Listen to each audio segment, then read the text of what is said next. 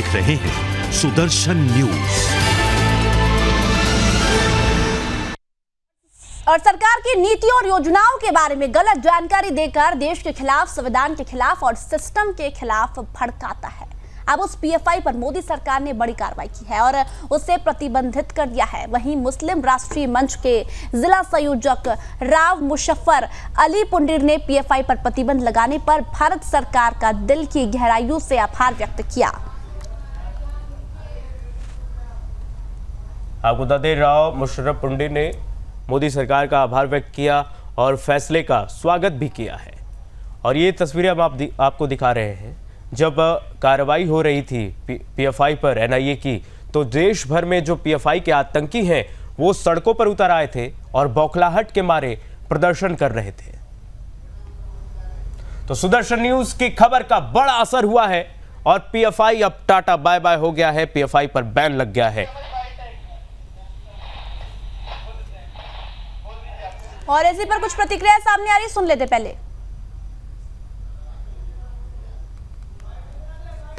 सरकार द्वारा पीएफआई पर प्रतिबंध लगाने पर हम भारत सरकार का दिल की गहराइयों से आभार व्यक्त करते हैं और स्वागत करते हैं। पीएफआई एक आतंकवादी संगठन है, ये सीमी से निकला हुआ संगठन है और आईएस और आईएसएस के संबंध हैं। देश में नफरत फैलाना, दूसरे धर्म के संगठनों के सदस्यों की हत्या करना, लोकतंत्र को कमज़ोर करना, देश में सरकारी संपत्ति को नुकसान पहुंचाना और इसके संगठन जो थे सहयोगी संगठन उन पर भी प्रतिबंध लगा दिया गया है। हम शुक्रिया अदा करते हैं भारत सरकार का। बल्कि प्रतिबंध ही नहीं, भारत से जितने भी राष्ट्र विरोधी संगठन हैं उनका देश से नेस्त नाबूद कर देना चाहिए, उनका नाम और निशान खत्म कर देना चाहिए, चाहे वह कोई सा भी संगठन हो जो राष्ट्र विरोधी संगठन है। जय हिंद, जय भारत। आपको बता दें, देश भर में पीएफआई की गतिविधियों पर बैन लगाया गया है और लगातार जो है गृह मंत्रालय ने 5 साल के लिए पीएफआई को बैन कर दिया है और कई वजहें इसमें बताई गई हैं। और सुदर्शन न्यूज की खबर का बड़ा असर हुआ है। आपको बता दें कि 2005 से ही सुदर्शन न्यूज और सुदर्शन न्यूज के प्रधान संपादक सुरेश चौहान के जी इस मुद्दे को उठाते आ रहे हैं कि किस तरीके से पीएफआई और उसके साथ जो सिस्टर ऑर्गेनाइजेशन है, संगठन है, वो देश के लिए खतरे का एक घंटी थी और खतरे के लिए वो हमेशा अखंडता को, देश की अखंडता को वो खतरे में डाल रहे थे। इस मुहिम को हम लगातार उठाते आ रहे हैं और आपको बता दें, और अब गृह मंत्रालय ने एक्शन ले लिया है और 5 साल के लिए पीएफआई को बैन कर दिया है। और चलिए, इसी पर हमारे साथ कुछ मेहमान जुड़ गए हैं। स्वामी चक्रपाणी महाराज जी हमारे साथ जुड़ गए और हमारे साथ अधिवक्ता सहर नकवी जी भी जुड़ गई है। दोनों का बहुत बहुत स्वागत है। हमारे सहयोगी लगातार ग्राउंड से हमारे साथ जुड़े हुए हैं। स्वामी चक्रपाणी महाराज जी, आपके पास आना चाहूंगी। सबसे पहले बात करें तो तमाम हिंदू संगठन, तमाम राजनेताओं ने इसका स्वागत किया है। मुख्यमंत्री योगी आदित्यनाथ कह रहे हैं कि जो देश विरोधी गतिविधियों में संगठन थे उन्हें हम बर्दाश्त नहीं करेंगे, लेकिन कुछ लोग, शफीकुर रहमान जैसे लोग विरोध कर रहे हैं। वो कह रहे तो ऐसे तो आप लोग किसी को भी गिरफ्तार कर लेंगे।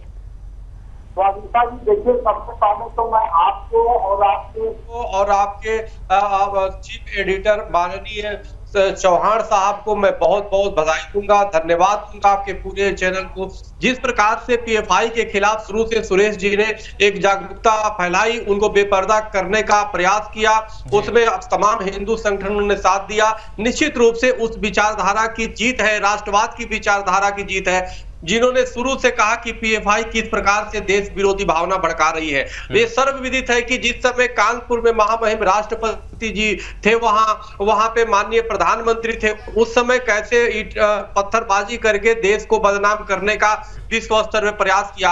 हर वो जगह जहां पे कभी राम जी का जब शोभा यात्रा निकल रहा था, वहां से मस्जिदों से ईटा पत्थर चलवाने का काम पीएफआई ने किया। हनुमान जयंती पे जब हनुमान जी की जो शोभा यात्रा निकल रही थी दिल्ली में, यही जहांगीरपुरी में ईटा पत्थर चढ़वाने का काम पीएफआई ने किया। पूरे देश में चाहता था कि किस प्रकार से हिंदू मुस्लिम राइट हो, किस प्रकार से अशांति फैले, और इसी के साथ हिंदुओं के खिलाफ जो इन्होंने ट्रेनिंग में अपने दुर्भावना भरी हुई थी और 2047 तक गजवाए हिंद बनाने का जो प्रयास कर रहे थे, उसी मिशन में चल रहे थे। इनको न सिर्फ भारत में तमाम अलगाववादी समर्थन कर रहे थे, बल्कि विश्व के तमाम, जैसे पाकिस्तान और तमाम आतंकी संगठन से इनको फंडिंग आ रहा था, उनसे सहयोग मिल रहा था। अब पूरी तरह स्पष्ट हो चुका है, जिसको हम लोग बार बार कह रहे थे, सुरेश चौहान जी और आप लोग बार बार, कीर्तिमान जी और आप सबको हम बहुत बहुत धन्यवाद देंगे कि जिस प्रकार से इनको दिखाया गया, सुदर्शन चैनल ने दिखाया, आज वो सब इसके सामने आ गया है और उन पर प्रतिबंध 500 वर्षों के लिए लग गया है। ये देश के राष्ट्रभक्तों की जीत है, ये देश की जीत है, क्योंकि ये किसी भी तरीके से देश के लिए हितकर नहीं थे। ठीक है महाराज जी, आएंगे आपके पास। सहर नकवी जी हमारे साथ जुड़ी हुई है, अधिवक्ता हाईकोर्ट की।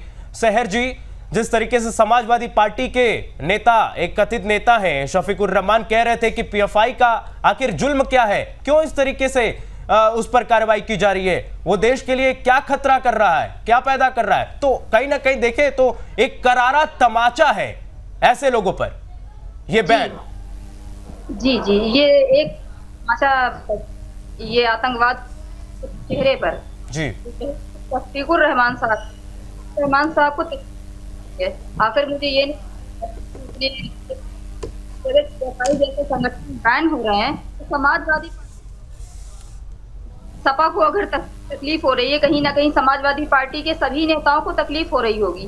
पीएफआई में ऐसा क्या है कि उनके सांसद तत्काल रिएक्शन करने लगे, एक्शन जताने लगे, आखिर ऐसा क्या हो रहा है? और पीएफआई जैसे संगठन ने हमारे देश को न जाने कब से खोखला किया, कई वर्षों कई सालों से हमारे देश को पीएफआई खोखला कर रही है। ये एक ऐसा घुन था हमारे देश में कि जिसको बहुत पहले बैन हो जाना चाहिए। ये तो सभी देशवासियों को, केंद्र सरकार को धन्यवाद देना चाहिए, शुक्रिया अदा करना चाहिए कि आज इतना बड़ा एक्शन लिया है। 5 साल के लिए बैन लगाया गया, मैं तो कहती हूँ आजीवन बैन कर देना चाहिए, आजीवन ऐसे संगठन पे प्रतिबंध लगा देना चाहिए। और रही बात समाजवादी पार्टी की, तो हो सकता है कि फंडिंग खराब हो रही हो कहीं से, भाई फंडिंग जिसकी खराब होगी वही बोलेगा। और देश की रही बात, देश हित में जिसको बोलना, मैं तो कहती हूँ हर नागरिक को इसका सम्मान करना चाहिए। ये देश हित में एक बड़ा सराहनीय कदम था। हमारी भारतीय जनता पार्टी की सरकार में ही इतना दम था कि वो पीएफआई जैसे संगठन के अगेंस्ट खड़ा हो सकती थी। और रही बात इन लोगों की राजनीतिक दल की, तो राजनीतिक दल से इसका कोई लेना देना नहीं है, कोई ताल्लुक नहीं है। शफीकुर रहमान क्यों कह रहे हैं, इनको क्यों तकलीफ हो रही है, क्या वजह है, ये जांच का विषय है, ये भी एक जांच का विषय है। या फिर ये सारी चीजें कहाँ से आ रही हैं भाई? पीएफआई एक बहुत बड़ा खतरनाक आतंकी संगठन था, मुझे लगता है। ये टेरर फंडिंग भी हमारे देश में हो रही थी इसके जरिए। जितने भी ये लव जिहाद, कट्टरवाद और ये आतंकवाद फैल रहा था हमारे देश में, कश्मीर से लेके कन्याकुमारी तक, अगर ये आतंकवाद हमारे देश में फैला हुआ था, तो कहीं ना कहीं इसके पीछे पीएफआई का हाथ है। पीएफआई का हाथ ही हो रहा, तभी इतनी बड़ी गिरफ्तारियां इतने दिनों से चल रही थी, पीएफआई पे एक्शन हो रहा था सदस्यों पे।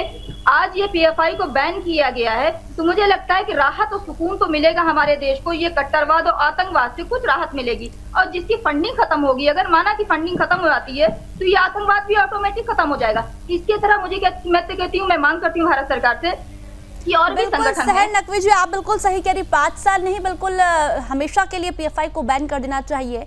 आपके पास लौटूंगे, हमारे साथ प्रमोद कुमार जी, सुप्रीम कोर्ट के अधिवक्ता, जुड़ चुके हैं। प्रमोद जी, आप तक आवाज पहुंच पा रही होगी। आज देश भर में इस फैसले का स्वागत किया जा रहा है, लेकिन आपसे पूछना चाहूंगी, जिस तरह से बैन हुआ है, क्या अब हमारे देश की कानून व्यवस्था सही होगी?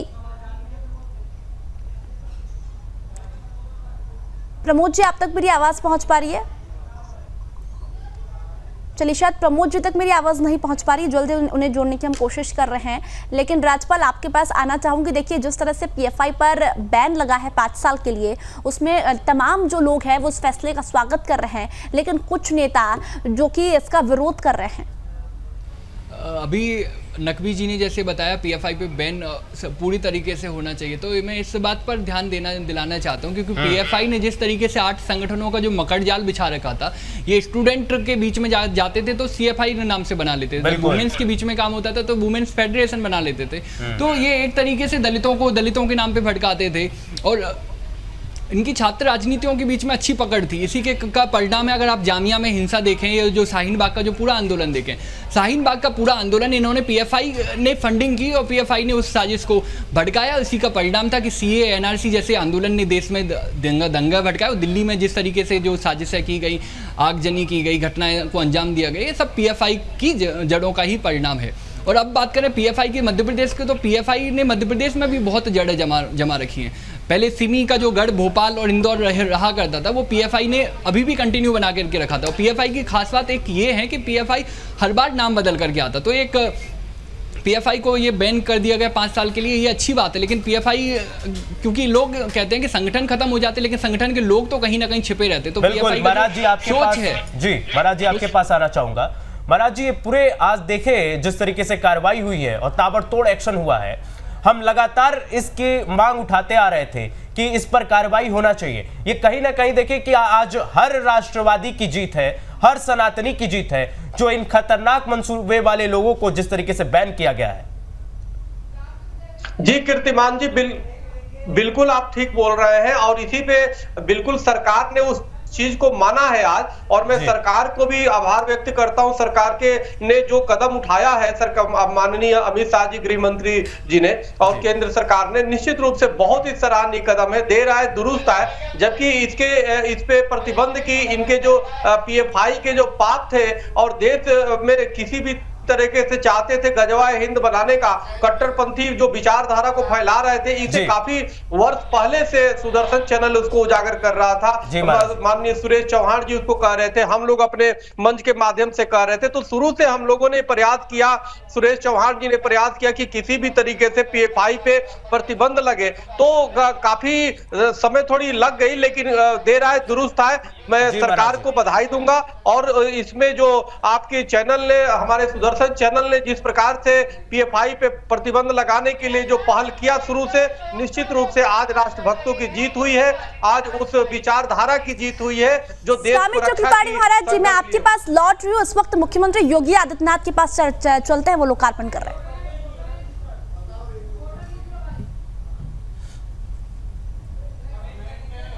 तो लता मंगेशकर चौक का कर रहे हैं लोकार्पण मुख्यमंत्री योगी आदित्यनाथ। जी हाँ, लता मंगेशकर चौक का सीधी तस्वीरें हम आपको दिखा रहे हैं। सीएम योगी आदित्यनाथ लता मंगेशकर चौक का लोकार्पण कर रहे हैं, आपको दिखा रहे हैं। वहां पर पहुंचे हुए हैं मुख्यमंत्री योगी आदित्यनाथ जी, और ये सीधी तस्वीरें आप अपने टेलीविजन की स्क्रीन पर देख सकते हैं, जहां पर लता मंगेशकर चौक है और उसका लोकार्पण किया जा रहा है उत्तर प्रदेश के मुख्यमंत्री योगी आदित्यनाथ के द्वारा। बिल्कुल, लता मंगेशकर जी की यादों में ये चौक बनाया गया है। लता मंगेशकर जी ने जिस तरह से देश को इतने अधिक गीत दिए हैं, उसको लेकर लता मंगेशकर जी का चौक बनाया गया उत्तर प्रदेश में, और मुख्यमंत्री योगी आदित्यनाथ उसका लोकार्पण कर रहे हैं।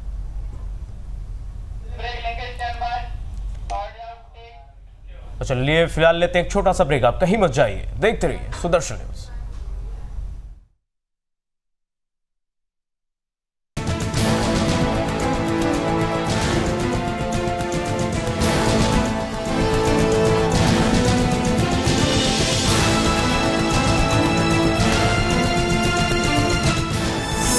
आप देख रहे हैं सुदर्शन न्यूज।